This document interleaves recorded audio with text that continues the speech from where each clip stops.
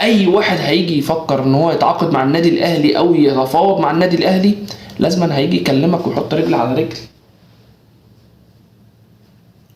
هيحط رجل على رجل ليه؟ لان انت ضعيف لحاجه واحده.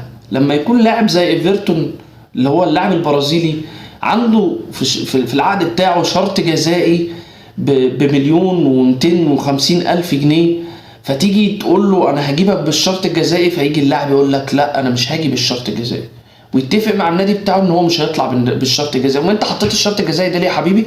انت حطيته عشان خاطر لو حبيت تمشي او جالك عرض كويس تمشي بالشرط الجزائي.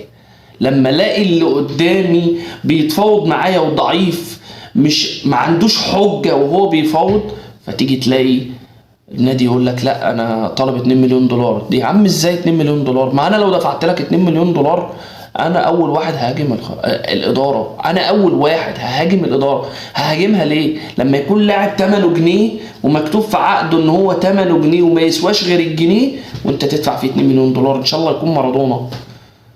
امبابي بجلاله قدره لما دخل ريال مدريد عشان يخلص مع باريس سان جيرمان دخل بالشرط الجزائي. نيمار لما كان في برشلونة دخل باريس سان جيرمان خلص بالشرط الجزائي. دي مش حاجة عيب، الشرط الجزائي محطوط في العقد. فأنا بفاوضك، أنت عايز تجيلي، حابب تجيلي، حابب يتربط اسمك باسم النادي الأهلي، عشان كده قبلت أتفاوض معاك. ولما اجي اكلمك في الفلوس والفلوس مكتوبه في العقد بتاعك ان انت هتاخد المبلغ ده تدفعه للنادي وتجيب الاستغنى، تيجي تقول لي لا ما ينفعش، لازما اي حاجه نعملها ان احنا ننهش في لحم النادي الاهلي.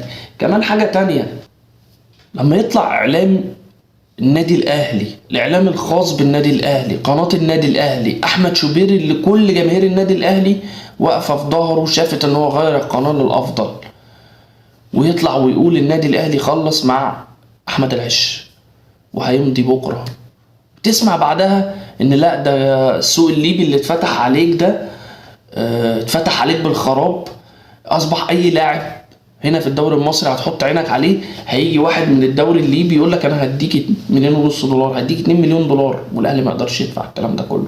ليه بتتخاذل وبتتباطأ؟ ما تخش تخلص. اللاعب ما طلعش حلو بعد كده تقدر تستغنى عنه.